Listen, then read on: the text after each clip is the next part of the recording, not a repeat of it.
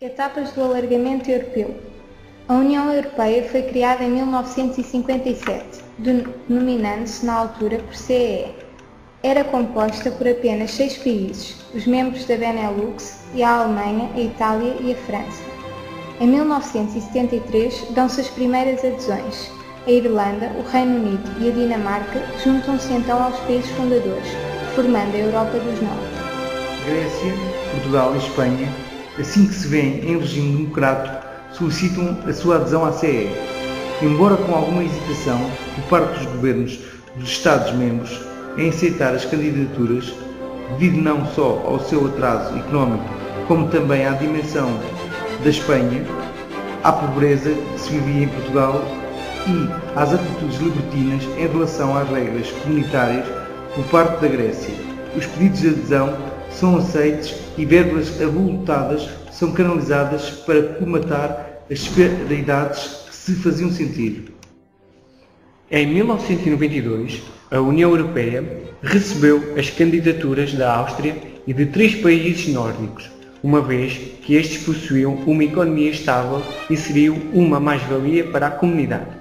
3 anos após o pedido de adesão, a Áustria, a Finlândia e a Suécia integram a União Europeia. Contando já com 15 países, foi com alguma apreensão que o desejo de adesão dos países de leste foi encarado, e em 1993, na Cimeira de Copenhaga, definiram-se os critérios que viriam a limitar as entradas na comunidade. Mesmo com alguma inquietação em aceitar os países de leste, em 2004 a União Europeia faz o impensável, une o leste e o oeste, o norte e o sul da Europa. A inicial comunidade de 9 Estados-membros contava assim com 25 países.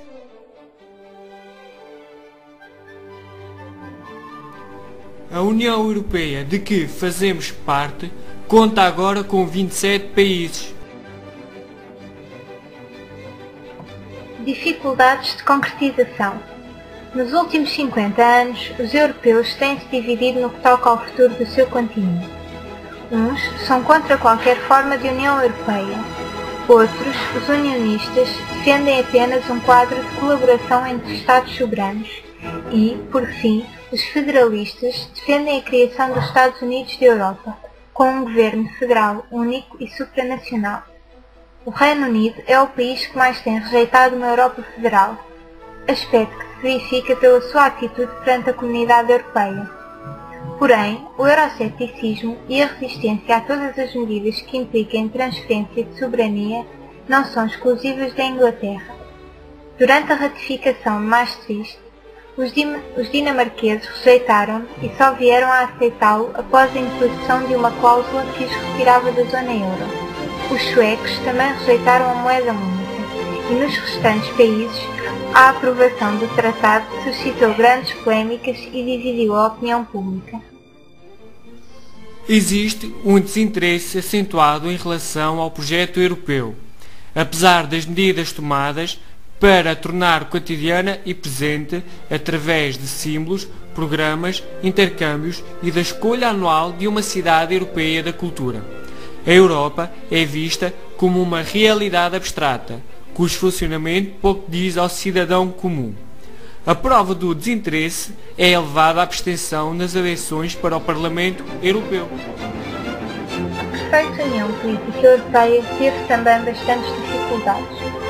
Com os sucessivos alargamentos da comunidade, surgiu a necessidade de satisfazer os interesses de países diferentes, sem colocar em causa a coesão entre eles. O alargamento contribuiu também para a crescente necessidade de rever o funcionamento das instituições, que haviam sido concebidas para um número de membros mais reduzido. As reformas institucionais foram muito contestadas, dado que os tratados de Amsterdão e Nice apenas conseguiram introduzir pequenos ajustamentos. A inexistência de uma política externa comum ficou bem patente no processo que conduziu à ocupação do Iraque em 2003. Um dos países da União, o Reino Unido, tomou parte ativa na intervenção militar e os restantes dividiram-se em 2 posições antagónicas, o apoio e a condenação. Esta divisão levou à Convenção para o Futuro da Europa, que pretendia aproximar os Estados-membros do projeto europeu e das instituições europeias, estruturar a vida política e o espaço público europeu numa União alargada e fazer da União um fator de estabilização e uma referência na nova ordem mundial. O projeto da Constituição Europeia consistiu na criação de um Ministro dos Negócios Estrangeiros da Europa, responsável pela política externa e no prolongamento do mandato do Presidente do Conselho da Europa. Estas decisões têm como objetivo mostrar a essência da União, colocando-a na política mundial e no coração dos seus cidadãos. Após muita controvérsia, a Constituição Europeia foi aprovada pelos chefes de Estado da União em 2004. Estrutura de funcionamento da União Europeia. A União Europeia conta com 5 principais órgãos de poder para controlar o seu funcionamento. Estes interligam-se e cooperam entre si. A Comissão Europeia representa e defende os interesses da União. É o órgão que detém o poder executivo e de iniciativa, sendo responsável pela execução das decisões tomadas pelo Parlamento e pelo Conselho da União. O Conselho Europeu é onde são fixadas as grandes orientações globais da União. O Conselho da União Europeia, ou de Ministros, é o principal órgão legislativo e de decisão na comunidade. O Tribunal de Justiça garante a conformidade com a legislação da União. E o Parlamento Europeu, cooperando e decidindo juntamente com o Conselho da União, aprova ou censura a Comissão e dá pareceres. Tal como disse Jean Monnet, político francês, visto por muitos como o arquiteto da União Europeia, a Europa faz-se